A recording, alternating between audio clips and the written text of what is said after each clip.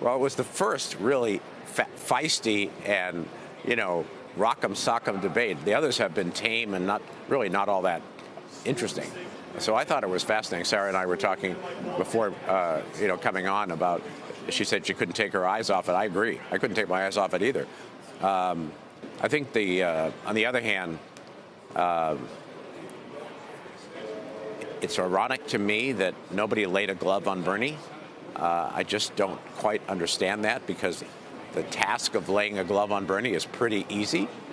How would you do it? Well, you simply say, number one, if you have employer-provided health insurance, which 149 million Americans do, you will lose it. If you want to decriminalize the southern border, so if you cross it illegally, you get a traffic ticket, he's your man. And he thinks that everyone who's currently in prison in the United States should have the right to vote. And ladies and gentlemen, something like 10% of Americans agree with those three positions. So if you think that Bernie Sanders is going to defeat Donald Trump, you better think again. Nobody does that. And I'm sure there's better ways to do it. I'm not a political type. James Carville, for example, is great at it. No, the Carville-Sanders thing last week was crazy. But you think the market narrative that they are rooting for his nomination so he can get creamed in the general is the right one, is the right take? Well, we've all seen strange things in politics, and to be honest, my own record of predictions is unblemished by much success. But you have to say to yourself, Bernie would have a very difficult time beating Trump. Let me just give you a small example. It's neither here nor there, but I happen to have had a lot of involvement in a big voter registration project in Florida.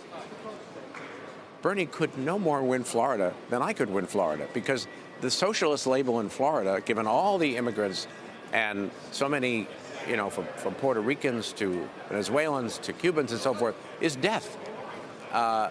Let alone in so many other parts of the battleground states. So maybe magic will happen and Bernie will defeat Donald Trump and be the next president, but I think you'd have to say it's illogical. And so the biggest winner last night was Donald Trump, by far. And I think he's radiating that. If you watched any of his rally in Arizona, I think he's radiating that. He's reflecting a lot of confidence. And whatever you think of Donald Trump, he's good at the art of campaigning. He really is. So he's tough to beat no matter who the nominee is. But if you think Bernie is going to be the person to beat him, I think you have to be skeptical about that. Now, it's not clear Bernie's going to be the nominee. In fact, one of the most interesting things that you can take away from last night is that no one is likely to get an outright majority of the delegates before when the primaries end. No one.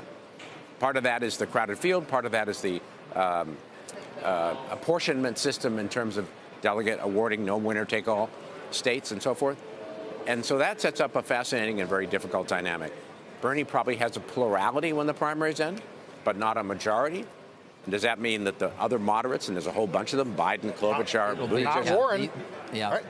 Well, the Bernie bros will not be happy if he goes into the convention. So what happens in that circumstance? Yeah. Obviously, there was a question last night.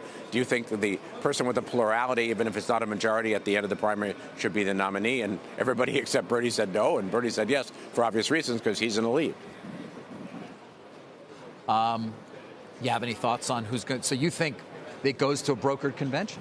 Well, I think no candidate. Let's be very careful about our terms. No candidate, if you had to project it now, looks as though they will have an outright majority, which is 1,990 delegates, I believe, by the time the primaries end. Now, there's a whole bunch of time between the end of the primaries and the convention, a couple of months. So whether you actually get to the convention without a nominee, or whether there's a brokered agreement well before the convention, I don't know. I think it's a little hard to imagine that you go into a free-for-all convention, but maybe.